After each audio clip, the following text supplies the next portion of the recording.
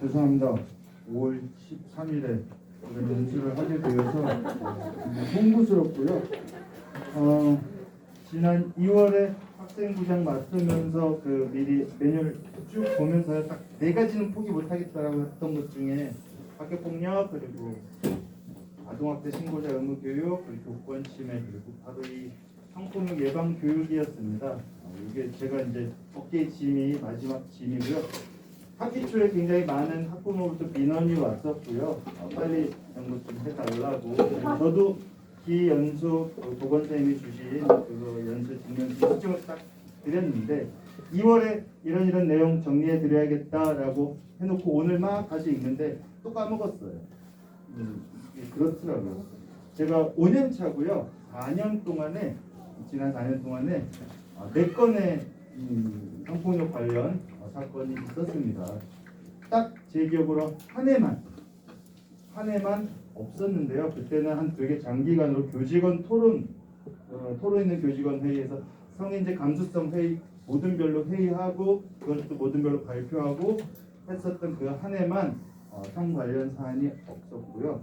참 성고충 위원회를 지난 학교에서도 매년 했었는데 제가 이제 성고충 담당자였어요. 당연히 이렇게 생겼으니까 아무도 고민 상담하러 오진 않았어요. 그래서 이 학교에 와서 성고충 담당자는 아닌데 아주 그렇게 건수가 많죠. 그러니까 둘 중 하나더라고요. 결론 내린 게 우리 학교 아이들이 좀 유별 뭐 이럴 수도 있고, 두 번째 어쩌면 우리가 변화된 그 밀조 사건 이후로 변화된 성인지 감수성에 못 따라가고 있지 않나. 이 둘 중에 하나, 어쩌면 둘 다. 쭉 읽고 올해 구성원들이 이제 파악이 되잖아요. 여러분들 괜찮을 것 같아요. 읽으면서 나만 조심하면 되겠다 이런 내용들이 굉장히 많더라고요. 굉장히 압축해서 간단하게 이야기해 보도록 할게요. 성희롱 성폭력 구분 뭐 이런 거는 직무연수를 통해서 알겠는데 중요한 건 이런 거죠. 성희롱은 업무 등과 관련하여 지위를 이용하거나 예전에 어떤 성 강사가 오셔서 업무 관련 아닌데요. 지금 지위를 이용하지 않았는데요. 그러면 이제 해당이 안 되는 거다. 뭐 이렇게 이야기를 했었어요. 그래서 이제 중요한 것은 이거죠. 성적 굴욕감이나 혐오감을 주는 어떤 행위나 행동들 이런 것들이 성희롱에 해당합니다. 기관 내 징계가 되고요. 이제 교육청 징계가 되고요. 성폭력은요. 어떤 구체적인 행위들을 적시해 놨어요. 강간, 추행, 그리고 뭐 통신 매체를 음란 행위. 이것도 중요합니다. 통신 매체를 이용한 음란 행위. 뭔가 이상한 영상을 서로 공유하거나 보여주거나 뭐 이런 것들이 있다. 그러면은 증거 충만으로 빼박입니다. 이런 것은 형사법에 처벌을 받게 되죠. 근데 폭행이나 협박, 위력이 아닌데요. 업무를 이용하지 않았는데요. 그럼 사실 다른 사람들은 해당되지 않아요. 이 법에. 그런데 교직원은 형사법적으로 해당하지 않아도 이런 게 없어도 교사와 학생 간이라는 독특한 관계 때문에 다 해당이 됩니다. 성비위에 해당이 됩니다. 그리고 실제로 예를 들어서 통신 매체를 이용한 음란 행위를 어떻게 공유했다. 그러면 이중처벌 받게 돼요. 교육청으로부터 뭐 징계, 파면, 해임, 등 전체 다 받고요. 그리고 또 따로 경찰 조사해서 형사처벌도 받게 돼요. 두 가지 처벌을 다 받게 됩니다. 좀 국가공무원법 이게 좀 들여다볼 일이 있어서 들여봤는데 다른 건 좀 여유가 있더라고요. 파산 선고, 금고 이상의 5년 이후에는 다시 공무원이 될 수 있고, 뭐 파면 해임 5년 3년 지나면 다시 공무원이 될 수 있고, 근데 정말 독특하게 두 가지 성폭력 범죄, 아동 청소년 대상 성범죄와 관련된 것은 영원히 못 돌아옵니다. 해임, 파면. 그래서 굉장히 세구나. 이런 거를 나는 20년 동안 계속 의무 연수를 받았는데 왜 나는 이런 걸 몰랐지? 라는 생각이 좀 들어서 혹시 저처럼 막 연수 이렇게 돌려놓고 답하고 있지 않나? 저는 죄송합니다. 그랬습니다. 네. 그러니까 앞으로 7대3 비율로 지금부터 얘기 드릴 거예요. 7은요 진짜 하면 안 되는 거. 근데 방금도 오는 길에 제가 또 해버렸어요. 이게 너무 습관됐더라고요. 왜냐면 특히 신체적인 거 제가 체육교사들은 많이 조심해야 되는데 언어라는 게 비언어적인 게 더 중요하다고 우리는 배워왔잖아요. 뭐 단어보다도 억양, 그보다도 바디랭귀지, 스킨십이 최고의 언어라고 저는 생각했고, 우리 아버지도 되게 무뚝뚝한데 공부 포기한 제가 갑자기 고3 말에 공부를 시작하니까 새벽에 와서 아무나 안 했어요. 목 뒷덜미 펴고 가더라고요. 저는 그 가장 아름다운 추억, 그 힘으로 살아가는 사람인데, 근데 이거 하지 말라는 게 그래요. 예쁘다며 꼭 껴안기, 진짜 깨물어주고 싶은 애들도 있거든요. 저는 안 돼요. 해더라. 이걸 지금 오는 길에 작년 졸업생이 와서 선생님 보러 왔는데 바로 저도 이제 고쳐야 되죠. 해더라. 뺨 비비는 행위 이런 건 안 하죠, 저는. 이건 좀 그래요. 그죠? 저도 안 하는 게 있습니다, 여기서. 슬쩍 어딘가 스치고 지나갔는데 부위를 볼까요? 손도 안 돼요. 손 애들 자주 만지죠. 머리, 귀여워 하잖아요. 안 돼요. 어깨? 그것도 저 많이 해요. 안 돼요. 이건 안 만집니다, 제가 엉덩이.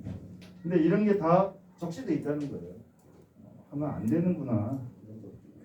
그리고 우리가 교복 예전에는 많이 했죠. 지도봉으로 뭐 이렇게 짧아 막 이런 건 안 보여요. 우리 선생님도 실수할 일이 없고 교복을 다행히 지도하지 않으니까. 그리고 만지는 행위. 이 부위가 적시돼 있죠. 머리 아까 저는 조심해야죠. 손, 턱선은 안 만져요. 어깨 많이 귓볼도 안 만져요. 목, 뒷덜미 이렇게 이놈식이 하기도 하거든요. 허벅지 이런 것도 안 만지죠. 얼굴, 아이고 귀여워 하기도 했던 것 같아요. 좀 조심해야 될 것 같고, 안 만지면 되잖아요. 안 만졌는데요. 지도봉을 했는데요. 안 돼요. 지도봉으로 어느 신체 특정 부위를 콕콕콕콕 건지는 행위가 안 돼요. 안마, 예전 체육교사들 많이 실시도 하고 요청해서 받기도 하고 했었답니다. 요즘은 그런 일이 없죠. 그래서 저희 세라젬을 샀습니다. 그리고 언어적인 거 제가 담임할 때 했던 것 같아요. 연인 사이에 부르는 호칭, 연인 요즘 뭐라고 부르는지 모르겠는데 애들이 저 이름 뭐게요 하면은 저도 이제 생뚱맞아서 미안하니까 예쁜이 막 이러기도 하거든요. 글쎄요, 걸면 거는 거예요, 그냥. 그렇죠? 걸면 거는 거예요. 이성 교제에 대한 진도. 우리 이제 학년부에 있다 보면은 누가 누구랑 요즘 사귄대 하면서 친밀감의 표현으로 그래 이제 어디까지 갔니? 손은 잡았니? 다음에 뭔 했니? 뭐 어디까지? 이것도 좀 조심해야 되겠죠. 나의 신체 부위 크기나 모양, 몸의 외모, 기후 평가, 주로 어떤 신체 특정 부위를 산에다 비유한다든지 절벽에 비유한다든지 평가도요. 예전에 2PM 유행할 때 10점 만점에 10점 막 하면서 그런 것도 안 되겠죠.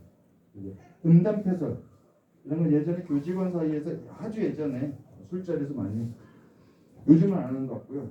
좀 진짜 조심해야 될 게 수업 시간에 암기를 위해 집중하도록 어떤 요하는 행위들이 있잖아요. 제가 하나 보여드릴게요. 말죽거리 잔혹사 시대잖아요. 저희는 이건 아니고 이게 이제 전설의 암기법인데 말죽거리 잔혹사에서 그것도 모르다 가면 죽어삐야지 막 이런 내용인데 그것도 본다고 이렇게 어떤 초성을 따서 특히 한문 시간이나 뭐 이럴 때, 근데 희한한 게 제가 굉장히 오래 전에 고등학교 중학교 때 영어 선생님이 똑같이 가르쳐줬어요. 암기는 잘 돼요. 근데 이런 거 근데 되게 자신만만해. 가해 선생님들은 암기를 위한 거다. 이건 교육적인 어떤 방법에서 테크닉이다라고 하는데 안 되겠죠. 제가 수위 조절을 잘 해야 되는데 널리 이해해 주시라고 합니다.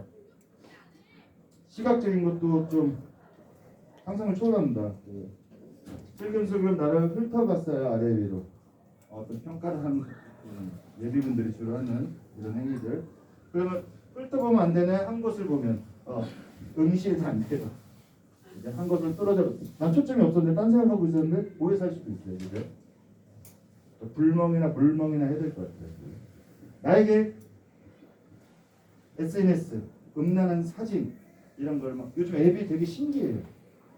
얘랑 순간 배경 싹 지우고 얼굴 딱딱딱딱 캡처해갖고 몇 초 만에 싹 하면은 정말 편집하기 쉽거든요. 내 핸드폰이나 뭐 이런 것들. 그러니까 그런 걸로 뭐 이렇게 해서 장난삼아 보내는데 보내는 즉시 빼박입니다. 증거 충만. 이거 안 돼요. 뭐 다 안 돼요. 다 안 돼요. 사진 안 되고요. 영상 안 되고요. 문제 안 되고요. 다 안 돼요. 칠판에 어떤 문구들도 쓰잖아요. 저는 이렇게 초성을 많이 써요. 있어요.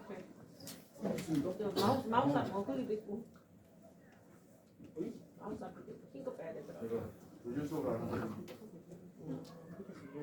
나도 안 써봤어. 중요했어. 애들한테 작년에 우리 반 애들한테 이제 UCLA 뭐 안족지연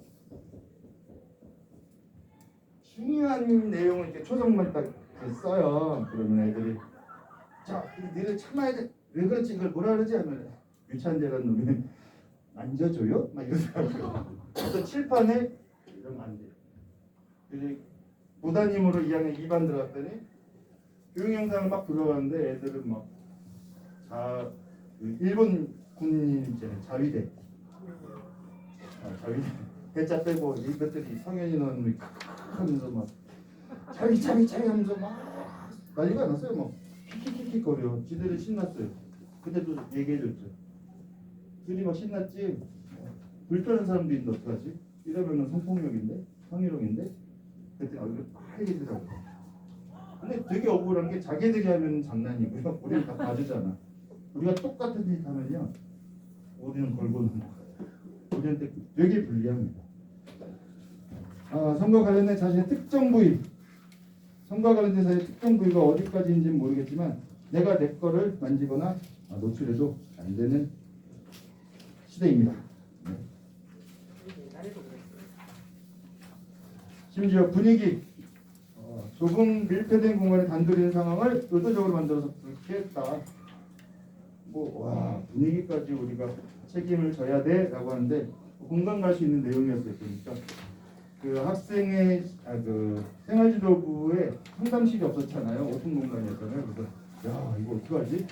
남교사기실에서 상담할까요? 그때 아니면 그건 아니라고 거기 끌고 들어가면 큰 일이 다 벌어져서 나왔겠죠, 그죠? 그래서 그런 분위기 안 되죠. 다행히 지금 상담 공간이 생겼죠. 지속적으로 따라가거나 지켜보거나 기다리거나 연락하기 왜 학생 개인한테 연락을 할까요? 왜 스토커 같아요, 그죠?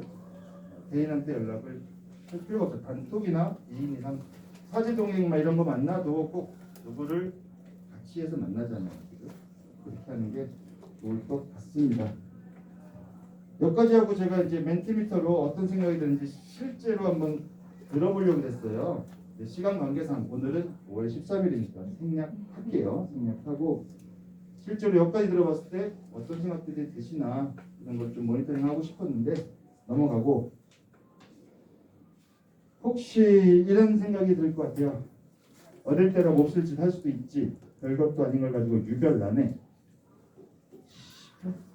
얘네들은 원래 피해자들은 옷을 야하게 입어놓고 지들이 잘못했네 뭐 이런 얘기들. 우리 사귀는 사귀 아니야? 원래 행실이 안 좋았어. 꽃뱀 아니야? 메갈이 뭔지 모르죠. 메갈이 뭐죠? 애들 용어를 잘 우리가 몰라. 그죠? 이상한 소문 내지 말고 공부나 하자. 등등등이 실제로 제가 어떤 4건의 사건을 겪으면서 주변 구성원들이 했던 얘기들이에요. 그죠? 근데 이게 2차 피해라는 거거든요. 성폭력과 관련해서는요. 처음도 조심해야겠지만 일단 사안이 터지면 2차 피해에 더 민감한 게 성폭력입니다. 2차 피해 사건 이후 행위자, 당사자도 포함됩니다. 행위를 했던 사람, 그리고 주변인, 그리고 우리 학교 공동체, 구성원에 의해서 추가적인 고통을 어떤 방식으로든 받게 됐다. 그러면 2차 피해에 해당합니다. 아까 말했던 그런 언어들. 직장 내 성희롱 어떤 이런 건 아니에요. 저희가 인사조치를 따르는데 걔를 다른 반으로 옮긴다든지 이런 것은 안 하는데 중요한 건 이런 거예요. 직장 내 성희롱 발생 사실을 조사한 사람들이랑 조사 내용을 보고받으신 분들이랑 실제로 조사 과정에 참여한 모든 사람들은 비밀 서약서를 쓰고 들어가거든요. 근데 우린 너무나 궁금해요. 그래서 막 물어봐요. 절대 말 안 해주죠. 왜냐면 우리 비밀 각서를 썼어요. 서약하겠다고. 근데 너무나 궁금해서 막 하잖아요. 그분들이 이 사람들의 비밀 보호에 포함되는 것은 누가 그랬대더라. 학생의 신분, 성함, 전화번호, 이름 뭐 이런 거 다 포함됩니다. 하나도 누설해서는 안 돼요. 그게 궁금하셔도 꼭 참고 믿으셔야 돼요. 선거충위원회랑 뭐 이런 분들이 올바른 판단을 했겠거니 믿으셔야 됩니다. 구성원에 의한 2차 피해 가해 구체적인 예를 보면요. 피해자에 대한 비난입니다. 그 정도 가지고 그렇게까지 라고 표현들을 하세요. 근데 어느 정도인지도 몰라요. 사실 왜 우리는 다 관련 선생님들은 비밀 유지를 했는데 어설프게 알고 전체적인 맥락 없이 어설프게 알고 판단을 해버리죠. 그게 잘못된 거죠. 그 사건에 대한 피해자의 대응 태도 그것을 평가하고 비난해요. 예를 들어서 징계가 떨어져요. 경찰 조사가 돼요. 그럼 분쟁 조정 기간이 있죠. 그 기간에 합의를 했대더라 얼마 했대더라고. 야 그런 대응을 보였어? 급한 일로 하면서 그게 이제 돌아 피해자 뒤에 들어가면 이게 이제 2차 피해고 서로 피해자의 신원 사건 내용을 캐놓거나 유포 안 돼요. 근데 우리 교직원들 되게 궁금해 미쳐요. 너무나 궁금해요. 누가 그랬대? 왜 그랬대? 뭘 했대? 절대 말 안 해주죠. 거짓 소문을 유포하는 사람은 없습니다. 그런데 일부러 거짓 소문을 만들거나 하진 않는데 제 경험으로는 안 말해주니까 조사자나 담당자들 안 말해주니까 추측을 해요. 몇 가지 이야기를 조합해서 추측해서 그거를 유포해요. 이래 떼더라. 이런 일이 되더라. 잘못된 거죠. 그리고 피해자를 우리 보호해요. 따돌리는 사람은 없더라고요. 오히려 괴롭히거나 하는 일은 없어요. 관용적인 태도는 주로 조사 단계나 상담, 고민 상담하러 왔는데 그럴 수 있어 하고 이렇게 관용적으로 그 사안을 바라보는 태도로 피해를 받게 되는 거고요. 사건을 섣부르게 판단하면 안 돼요. 섣부르게 판단하는 경우는 뭐 역지사지를 많이 해요. 나라면 안 그럴 텐데 그 정도 일로 사람마다 개개인마다 같은 사안이라도 피해 정도가 달라요. 그래서 섣부르게 나라면 안 그럴 텐데라는 마음으로 판단하면 안 되겠다라는 생각이 듭니다. 피해자에게 가해자를 용서하라고 강권하거나 화해를 종용해서도 아니 되옵니다. 가해자를 지지하는 여론을 막 조성하기도 했었어요. 여성분이 한번 그런 가해로 엮여 있을 때 여성들은 팀워크가 좋잖아요. 팔끈해갖고 자기들이 하면은 뭐 장난이고 우리가 하면 뭐 그거 해. 우리도 뭐 교권을 다 컵시다. 여론 조성 이거는 2차 피해로 가능한 거죠. 안 됩니다. 몇 가지가 이제 90%예요. 전달해 주시는 거. 왜냐면은 뒤에 사안 처리는요. 벌어지면은 해줄 게 없어요. 학교에서. 해줄 게 없어요. 미리 말하시면. 사안 처리가 어떻게 되냐면요. 처음에 인지 상담을 했어요. 신고 접수를 하죠. 전담기구와 선고충 상담 창구를 통해서 이제 신고 접수를 해요. 48시간 내에 접수되면 바로 저희는 뭐 사안에 중하고 경중을 따지지 않고 바로 신고해야 된다. 선고가 되는 사건은. 피해자가 학생이고 가해자가 교직원일 경우에는 반드시 수사기관에 그래서 형사 조사와 같이 들어가는 거예요. 초기 대응은요. 학교에서 이건 중요하죠. 분리, 2차 피해 방지. 요거에 대한 대안을 세워야 돼요. 그리고 이게 되게 중요한 게 피해 학생 보호자는 신고를 원치 않더라도 반드시 신고를 하게 되어 있습니다. 꼭 신고를 원하지. 이거는 학교 폭력도 마찬가지고 이게 사모권까지 가다 보니까 너무나 이경희 선생님이 이번에 후원을 처리하는데 사안 발송한지도 몰랐어요. 근데 벌써 접수하고 그건 이제 당연한 거다라고 이렇게 인지시켜드려요. 무조건 접수해서 정상 절차대로 처리합니다. 이렇게 해야지 일이 순차적으로 진행이 됩니다. 그리고 조사 과정에서는요, 교직원에 대한 조사는 선고증 상담 창구, 선고증 심의위원회에서 하고요. 학생에 대한 얼마나 피해를 받았냐 뭐 이런 것들 전담기구에서 실시하게 됩니다. 성희롱 성폭력 해당했는지 뭐 이런 것들을 심의하게 되고요. 선고증 심의위원회에서 하게 돼요. 근데 이제 대상 관계별 기체 일단 다시 복습하면 학생이 피해자면 무조건 학폭이에요. 무조건 학폭. 근데 이제 가해자가 교원일 경우에는 가해 교원에 대해서는 선고증 심의위원회가 그리고 피해 학생에 대해서는 전담 기구가 어떻게 피해 조치를 하고 가해 교직원은 어떻게 할 건지 하게 됩니다. 네, 학교에서 별게 할 게 없다는 게 전담 기업은 뭐예요? 피해 학생에 대해서 어떤 했는지 조사 기록, 조사 상담, 조사만 해요. 선고증 상담 창구는 뭐예요? 어떤 했는지 구체적으로 했는지 조사 기록, 조사만 해요. 그리고 피해 학생 같은 경우에는요, 학폭. 피해 학생이 그거는 학폭이잖아요. 학폭에서 이게 상담이 필요하네요. 일시보호가 필요하네요. 학급 교체가 필요하네요. 요양이 필요하네요.